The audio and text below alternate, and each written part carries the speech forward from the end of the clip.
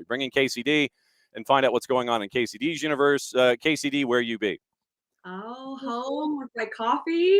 See, there you go. My dog, how are you? It's another Tuesday, and it's time to catch up with you. You have your Tar Heel blue mug ready to go with your I with your do. with your warmed beverage, I imagine.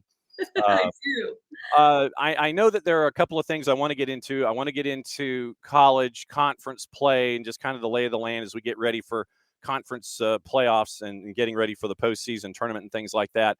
I know that we've got to get into Major League Soccer. We do have highlights from last night that we can get into with the two matches that were played.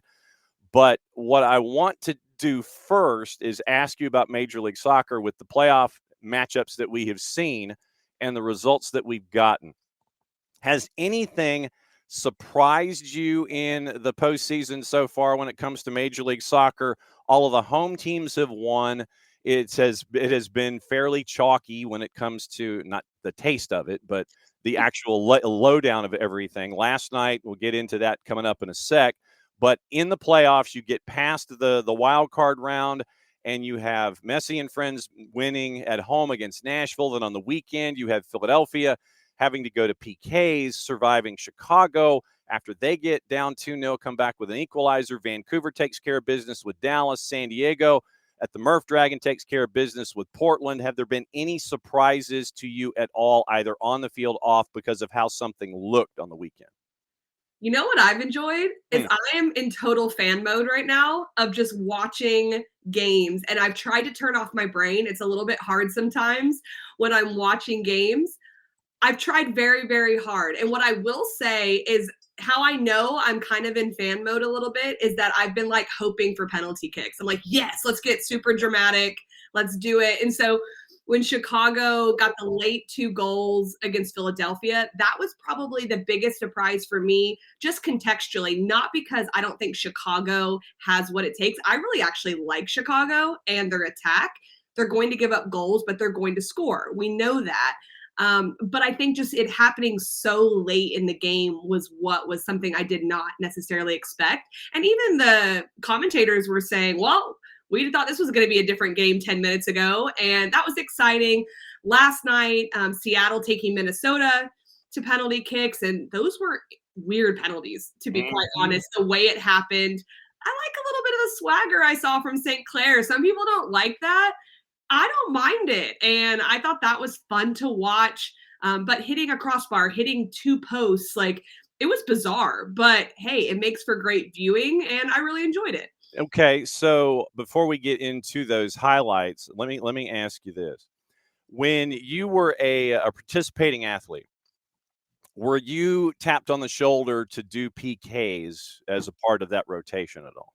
I was actually always the 5th penalty kick taker. So I love penalties. And so that's probably a big part of even why, as a fan, I love going to penalty kicks. I love seeing what people do, what it does to players, what it does to goalkeepers. I like the psychology of it. So as the number 5, obviously that's a great deal of responsibility, and you seem to have shouldered it fairly well in these moments where it's like, do you want to be 1? Do you want to be 5? Is there a difference in the idea of, yeah, I want to go first, or yeah, I want to go 5th? I mean, it seems like the mentality should be, okay, I'm ready to go. I want to be the first one in the barn, or like, yeah, I'll cement this for you in the bottom of the 5th. Am I wrong with those two ideas? 1st and 5 are the most critical. I completely believe that. But you do touch on a psychological difference of there's always going to be pressure on every kick. Let's not say that there's not. But the first kick, you really get to go in and just be that consistent, I can make a penalty. When you're a 5th kicker, and sometimes it falls on the 4ths at times if it doesn't get to the 5th kicker. But normally the 5th kicker not only has the consistency and technique, but they relish the moment of, I can handle the extra pressure of knowing I could be the hero or I could lose the entire thing for us. When you are, and this is literally diving into the weeds here, the art of the PK. Now, since you've opened this door, I want to love this conversation. I want to get into this a bit, because obviously you have been analyzing the first 4 frames. You've been looking at goalkeeper tendencies. You probably also studied keeper tendencies going in, just in case you got to PKs. Then you're stepping up to this. How do you mask your intention knowing what the keeper already anticipates is going to be happening? How do you mask what you're going to do and how you want to put the ball behind the keeper in a situation like this? Good question. I have to answer this by saying I played quite a while ago. We won't say a long time ago, but I Well, do. but you did TST, so you're still active, though. Yeah, as of 3 years ago, you're right. I'm on the coaching side for sure now.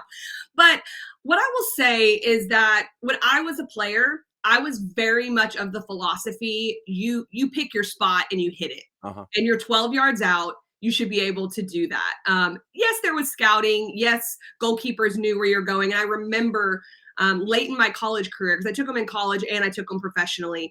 Late in my college career, my coaching staff came to me and said, "You take all our penalty kicks, even in game. Everyone knows where you go now. You need to go the other way at least one time." So they guess. Well, that shows you how much it's evolved, because now you're seeing players go up slow and the goalkeeper moves. We saw it last night against St. Clair. Goalkeeper moves, we just go the opposite way. So there's definitely even more of the games a little bit and being able to change in the moment. I don't know if I would have operated as well in that, because I love the piece of, this is what I do. If I hit it right, you're not going to stop it. And so I just stayed with that philosophy, and it bred confidence in me as I went through it. How difficult is it to, and this is something as a non-athlete watching athletes do it, how difficult is it to contort your body to where it looks like you're doing one thing, but in effect you end up doing something else? Because it could be plant foot does this, and then you have to figure out, okay, under normal circumstances, plant foot is going straight, so it's going straight, or it's going straight to where the target is. How difficult is it to sit there and do one thing and then have to contort your body to do something else entirely? Like anything, you have to practice. And I'm still a believer in that even if you do contort and say you're going to go this way and go the other way, I mean, these are athletes of the highest level, so they're able to do that physically, but it still needs to be practiced. And I put my coaching hat on. I used to scout for our penalty kicks for like the U17 World Cup when I was with US Soccer, and ours, the oppositions, all of those things. At the end of the day in training, if you are going to employ some type of penalty kick where there's deception or where they're stopping, starting, moving this way to go the opposite way, it needs to be practiced, because like anything, there's muscle memory associated with it. Then it's just about calming the nerves in the moment and being able to pull that off. Did you ever Panenka or do something fancy? No, never. I would never have tried the Panenka. It blows my mind. That is another level of confidence and understanding. But what I will say is that goalkeepers now are at a different level of how they handle penalty kicks as well. And some are leaving very early. So to keep people honest, almost like mine was simple. I just had to go to the opposite side of what I normally did to keep a goalkeeper honest. Now people have to do things like the Panenka. That's not in my personality, I'll be quite honest with you. So never tried it. Okay, so here's the last part of Minnesota and Seattle in the PKs. So this will be the end of the match is our highlight, brought to us by our friends at Apple TV and MLS Soccer. Here was how it was broken down last night. I believe it was Jake and TT on the call here on Apple TV and Apple TV Plus. But there was so much power and pace. Unless, of course, it's Kendra and Tyler. Let's try it again. St. Clair already with a save tonight. A deep breath from the U.S. international. Christian Roldan off the bar. And you just mentioned his miss against Puebla. And he just lifts it. He just gets it wrong. He's trying to go over that top corner. Right off the crossbar. And now Julian Gressel to win it for Minnesota. Off the post. The Minnesota United players at midfield were already beginning their celebration. The crowd was about to erupt as well. And then you just hear it ring right off the pipe. To keep the train moving for the Sounders. Leva. Off the post. And Minnesota United will claim game one. That was 3 misses in one cycle. That's crazy to me. It is. I definitely did not expect it. Gressel came in with no touches on the ball. either to take penalties. So did Leyva. And that brings up a whole other discussion point. But they both ended up missing their penalties. Here's what I will say. I believe that all the misses, besides Alex Roldan, that was saved. The 3 misses, in my opinion, were really good penalty kicks. It's a matter of an inch. And going, I mean, the one thing I'll say about Leyva, he came across it a little bit strange, but Christian Roldan and Gretzel, I thought hit really nice penalties. And on the right day, it hits the inside of the post and bounces in. It goes an inch a little bit slower, but they hit it with confidence. They hit it with somewhat precision. And so I thought it was a little bit unlucky, to be quite honest, for both of them. And you mentioned the idea of coming in cold. How hard is it to come in cold like we saw with Leyva and Gressel, and being asked to perform in a PK situation where you weren't really in the run of play and you were just kind of getting acclimated yourself? How difficult is it to reorient and just hop into the fire like that and be in PKs? I think it's difficult, but these managers know their players and they have a job. And all of those things would have been discussed well prior to this game of if we go to penalty kicks, you're a top 5 penalty kick taker. How do you feel about coming in? Those types of things. And so those players wouldn't be surprised by their entry into the game. I do think it just means they have to be psychologically very strong, very confident, but the managers would know that whether they're capable or not. And I think they both are more than capable and hit pretty decent penalty kicks, but it can backfire at times. Have you ever gone like jet black or purple or gray hair, just, like orange or anything like that to be completely different? No, I have not. Considering that Gressel was the only one of all of the Minnesota United players that was not either a brunette or a raven-haired individual. He comes out looking like he dunked his head in a vat of Parmesan cheese and comes in. I just didn't know where you were personality-wise. I would imagine that Anson would not have been a fan of something like that. True? I'll be honest. I'm very A-type personality. I am not that person who's doing anything super wacky or wild. Anson actually would have said, I don't care what you do as long as you perform. So he actually was the opposite of what a lot of people think with like a ton of rules, things like that.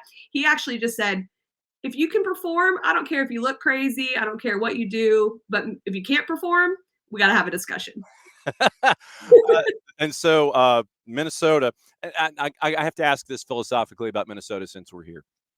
I know that coaches are different. I know that philosophies are different. I know that a lot of folks want to sit there and they want to, slam it into 5th gear coming out of the, light turns green. You want to slam it into 2nd, skip 3rd, go right to 4th, and go right down the quarter mile.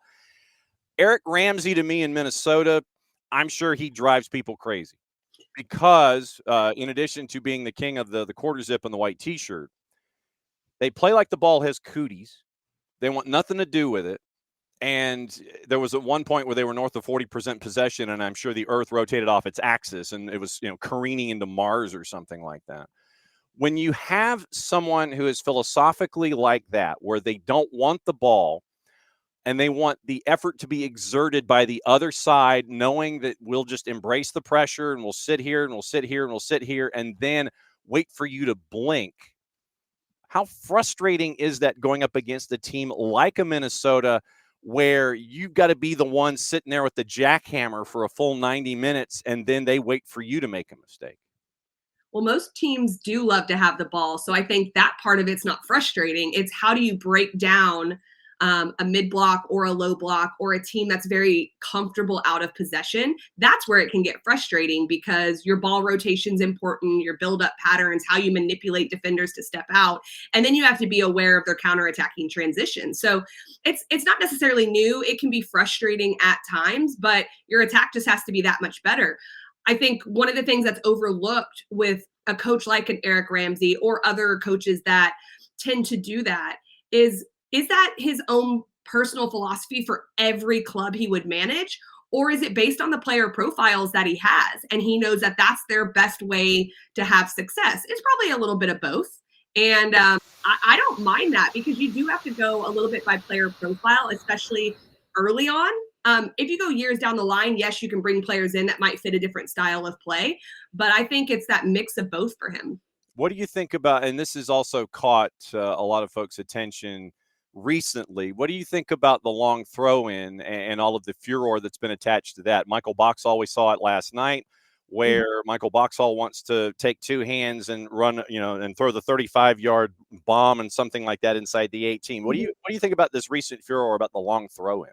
I love the long throw in. Why wouldn't you use it? If you have that as a potential weapon, use it. And it's just an extra set piece opportunity. And I am very much a possession oriented type coach. And I love having the ball.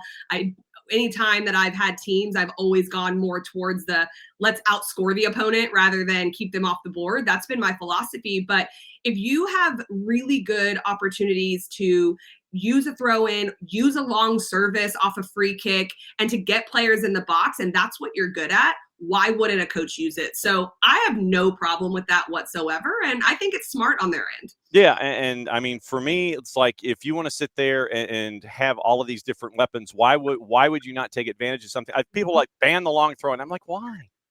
Stop. Banning a corner kick. I mean, if you have it, why wouldn't you do it? It's a law of the game. They're able to chuck it in the box, and it's dangerous. I don't necessarily get the fury behind it, to be honest. It's been around forever. Eric Ramsey's not the first person or team to implement this. Yeah, and so I'm just like, okay, fine. Yeah, you can have your thoughts, and I know that we would respectfully disagree in a situation like that. Yeah, it's like, look, I'm team long throw in. I see it in the high school game a lot, and I see dudes that, when you have the track that's around the turf surface, and you see the kid going all the way back out to lane 8, running 20 yards, and then he does the long throw in and it turns into a weapon. I'm like, fine, that's how you're wired. Go ahead and take advantage of something like that. It's not something I want to defend against, which tells me that if you have it, you should use it. But I don't love it, and I don't love defending against it, but it's part of it. Yep. Let's get into college. Actually, real quick, before we get into college, the other match last night, it was Cincinnati. And once again, Cincinnati and Columbus, hell is real. They went at each other and pounded each other into the ground for about 80 minutes. Then you have that one moment where Echenike comes in with the cross. I think it was Alvis Powell who kind of dumped it back, and then Denke with the slam dunk. So the 2 seed, once again, all the home teams winning so far in MLS Cup playoffs. It was a good game, too. It was back and forth, opportunities on both sides. I loved seeing that matchup was going to happen because we knew it was going to be fun. I think it's far from over, to be quite honest with you, because it was pretty close on both ends. All right. So SEC, right now, it's going to be kind of busy this weekend. South Carolina and Alabama. That one is number 7 versus number 10. And then it's then I've got Alabama and South Carolina. What is that? It's like, wait, you reverse this for me. It's like SEC Network has both listed. South Carolina, Alabama, and then Alabama unranked against number 17, South Carolina. It's like, what are you people doing? It's 2 matches at the same time involving 2 teams in 2 separate locations, ranked 3 different numbers at 12:30 on Sunday afternoon. Anyway, past that one. Kentucky and Florida, number 6 and number 11 at 3 o'clock. And then it's Oklahoma, Mississippi State, and Mississippi State ranked at either 8 or 25 or 9 or whatever. And it's just, all of this is chaos. You have all of these. Oh, these are seeds. It took me a second. I'm like, what the heck's going on here? Okay, so they've listed it twice by seeding in the tournament and then with the ranking of the team. Okay, this is what happens when I don't read the SEC website correctly. Okay, it is the 7 seed South Carolina against the 10 seed Alabama at 12:30. However, South Carolina is ranked at number 17. Use parentheses. Oh, God bless. After that, it's Kentucky and Florida in the 6-11 matchup, Oklahoma and Mississippi State in the 8-9. Mississippi State ranked at number 25. LSU and Auburn is your 5-12. Neither of them are ranked. Vandy, Georgia, Arkansas, Tennessee, they all wait in the wings. What about the SEC looking at that one with Vandy coming in hot? I think they've won 6 in a row. I think the first round matchup is the Alabama-South Carolina matchup. South Carolina is very good this year, but Alabama is as well. The SEC is incredibly deep. So of those play-in games, I think that's the one that you can't predict as well. The other ones I think probably are going to go the way of the higher seed just based on the consistency of performance. One of the big notes, and I'll just say it quickly, is I don't remember a time that Texas and Texas A&M both did not even qualify for their conference tournament when there's 12 involved. So that's crazy to me. But back to the teams that are doing well. I do think that first matchup between those 2 teams will be a fun one to watch. Yeah. And Alabama, I believe, comes in losing 3 in a row as they come into the tournament where they are one of the seeds. And however, they are not ranked, but you wouldn't know that because everything runs together and they list it twice on the SEC website. Okay, ACC. Looking at things on the women's side, and you look at the standings, and we've been talking about the teams at the top just blowing doors off of everybody. Notre Dame, they're human. They actually drew. They did something other than a win, and now they and Stanford are tied at 8-0-1 at the top, both at 25 points, far and away better than everybody else. Stanford has now won 8 in a row. Duke behind them has won 5 in a row at 18 points. And then everybody else has been kind of beating each other up. Clemson trying to come out of lane 8. They've won 4 in a row. So you look at what's going on the women's side. I'm intrigued, but Notre Dame has proven that they are, in fact, human, apparently. Well, between 4th and 11th, it's 3 points difference. That's the craziness of the ACC. You're right about Notre Dame. They're still phenomenal. I think that they'll be more than fine. Now it's really any team up through 11th, and I believe that's State and Clemson, have technically a chance to get into the ACC tournament. But what I want to point out is really this last game in the ACC, you're playing for your NCAA tournament hopes in a lot of ways because the way the ACC tournament structured, with it being so minimal with only 6 teams going in, it's really about finishing in the top 8 to 10 teams, because that's really the history of how many ACC teams get into the tournament. So most of those teams on the outside looking in, okay, they could potentially sneak in on a tiebreaker or if something strange goes their way, but it's more about making sure that their record looks good going before the committee. Yeah, and there's a 6-point gap between NC State, who is in 11th, if my math is correct, sliding down 3, 6, 9, 11. Yeah, NC State's in 11th at 14 points. Then it's a 6-point gap to SMU, who's at 8, BC, Miami, Syracuse, Pitt, and Virginia Tech. They're right there at the bottom. But what the wild thing is, you mentioned it, Duke at 18 points, Virginia, Louisville, FSU at 17. Then it's Cal at 16, Wake at 15, North Carolina at 15, Clemson, NC State at 14. How tight is the ACC on the women's side for someone who hasn't seen it this year? Incredibly tight. I would have to go back and look many years, but I don't know if I've ever seen this many teams in potential contention. When you're talking about a 3rd place team in Duke that, if everything went wrong for them, could not qualify, like that's just crazy to me. And so not only is it tight, but there's different types of teams that are in contention that haven't necessarily been. And you have a team like Florida State that I believe is very good. And I just had their game with UVA, both teams incredibly gifted, but Florida State is sitting in 6th place. So if it goes wrong for them on Thursday, they could not be in the ACC tournament. When did we last say that? And it's not because they aren't at the level to be there. It's because the ACC is so incredibly deep. Yep, and on the men's side, Stanford at 16 points. You mentioned tight. Virginia's at 15, NC State's at 14, Clemson at 13, SMU and Syracuse at 12, Duke and Notre Dame at 11, North Carolina's at 10. And then you get into Virginia Tech, Wake, Pitt, Louisville, Cal, and BC. So, yeah, I mean, literally it's another blink and you'll miss it opportunity on the men's side, too, with a lot of folks beating each other up. It just seems to be the theme. It seems to be the theme of this year. And with the men's side, which I obviously have vested interest in this, that it's Duke, Carolina on Friday for the last game of the year, which is always fun. I don't know why that doesn't happen every single year on the men's and the women's side, but they're very close in the standings, 1 point difference. And so it affects seeding. And then there's other great matchups as well.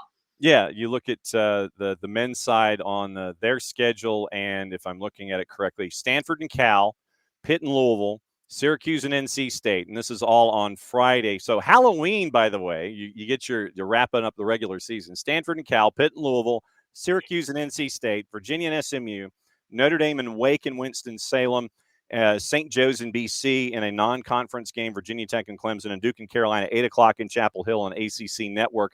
Where are you going to be at 8 o'clock on Halloween night?